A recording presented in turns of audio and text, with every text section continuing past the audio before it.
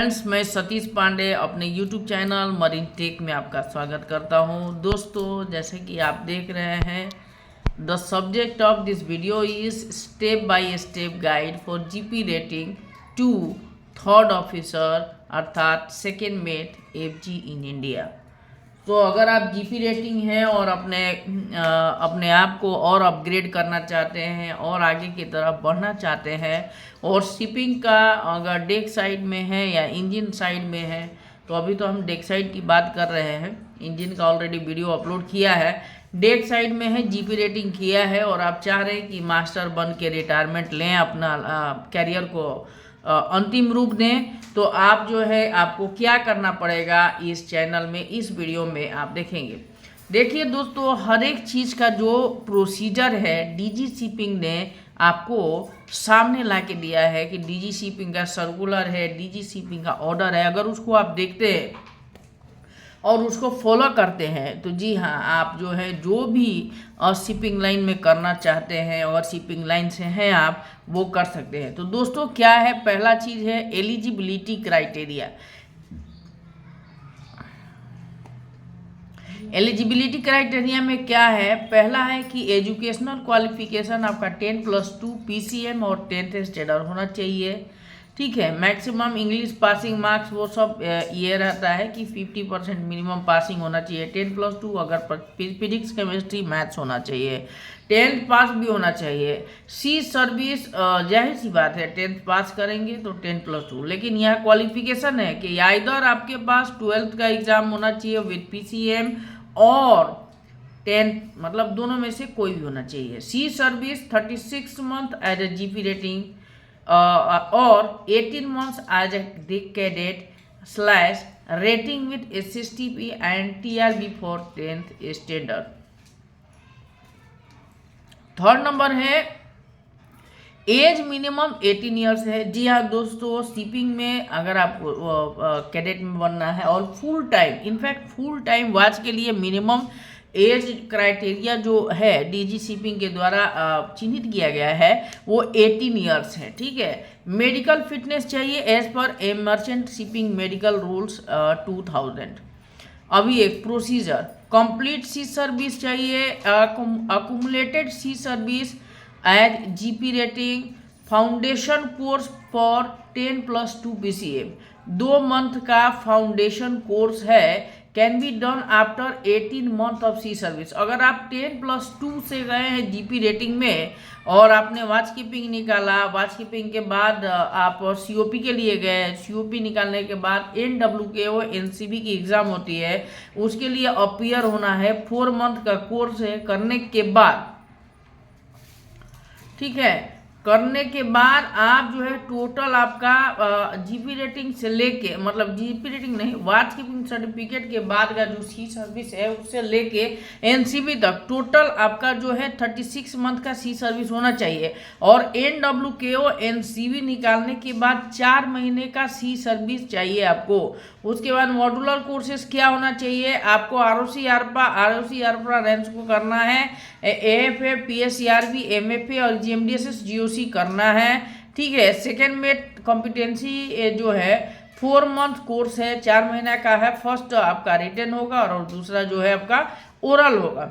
Written and oral exam, pass exam for second mate, certificate of competency, award as a third officer, second mate FG। ठीक है, अभी देखिए mandatory documents क्या है। Sea service certificate issued by employer confirming 36 month of sea service. ठीक है, educational certificate चाहिए 10+2 और 10th स्टैंडर्ड मार्कशीट चाहिए। English language proficiency minimum 50% passing mark होने चाहिए।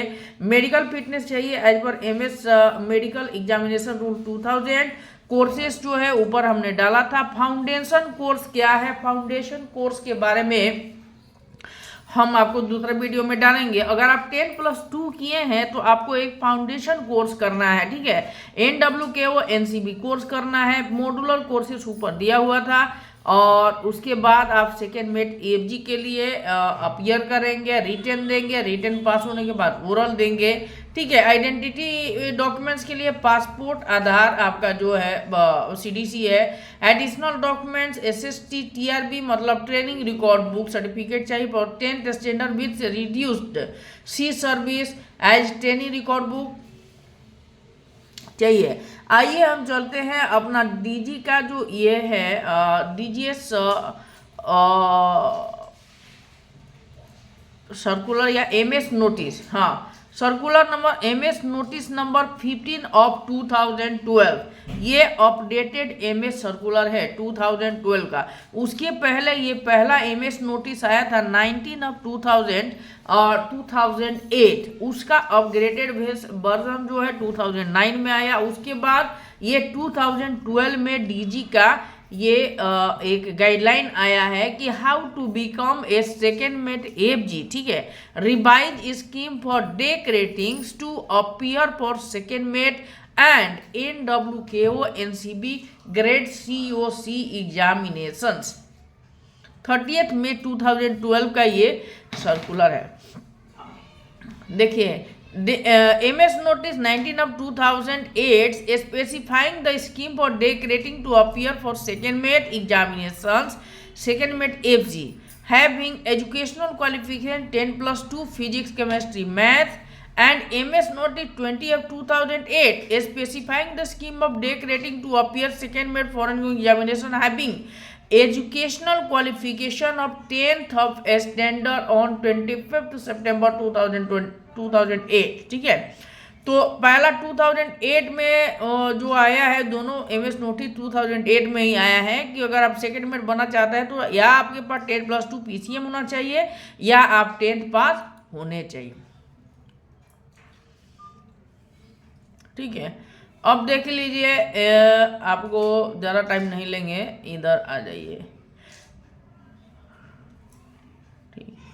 द 2 months फाउंडेशन कोर्स, देखिए यहाँ पे लिखा है the candidates coming from rating stream to second mate examination would be required to successfully complete 2 months of foundation course for and 4 months NWKO NCB course and written NWKO NCB written examination as stated in M selection 2 meta annual volume 1।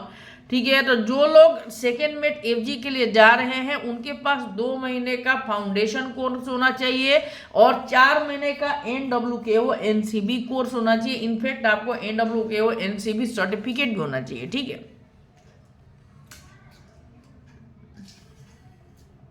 देखिए ये इसका eligibility criteria, entry qualification 10+2 PCM, minimum 50% marks in English language at 10th और 12th examination conducted by the board. Age criteria 18 years, medical as per MS rules, eyesight as per MS rules. Sea service requirement है 36 month approved sea going services in deck department of a foreign going ship. This include bridge watch keeping certificate, bridge watch keeping duties documented in an approved training record book। ठीक है, 36 month का सी service चाहिए, टार book बड़ा होना चाहिए और आपके पास watch keeping certificate है।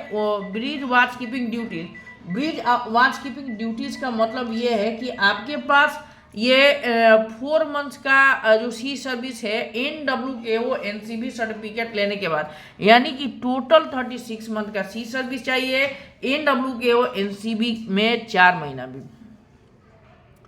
ठीक है, तो ये है आपको रिक्वायरमेंट है।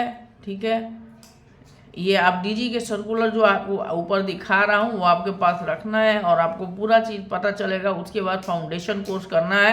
फाउंडेशन कोर्स करने के बाद जो है आप इन सेकेंड मेट एफजी के लिए अप्लीकेबल है। एडवांस मॉड्यूलर कोर्सेज हैं FFA CRB MFA ROC RPA GMDSS GOC to be completed prior oral examination. मतलब सेकेंड मेट रिटन आपने निकाल भी लिया तो ओरल देने के पहले आपके पास AFF CRB ये एडवांस कोर्सेज GMDSS GOC ये होने चाहिए। ठीक है। Candidates are required to appear and successfully pass in all subject as specified for second mate FG. उसके बाद ओरल होगा, ओरल पास करेंगे और आपको मिल जाएगा सेकेंड मेट सीओसी का सर्टिफिकेट। ठीक है, तो ये था दोस्तों how to become second mate FG from India after और from starting from a GP rating course. So thank you for watching this video. If any doubt, you can call me or you can message me or mail me on my email ID Satish Kumar Marintech Satish at Satish 2025. Sorry, Marintech Satish 2025 at gmail.com. So thank you for watching this video. ये assessment का form है, ठीक है। इस form के अनुसार, checklist के अनुसार आपको डॉक्यूमेंट रेडी करने हैं और ले जाकर वहाँ पे सबमिट करना है एमएमडी में, तब जाके आपका जो है सेकेंड मेट के लिए आप अप्लीकेबल हैं, एलिजिबल हैं, वहाँ से चेक करके बताएंगे। Thank you for watching this video. Kindly subscribe and share Marinetech Pandey ji. Thank you.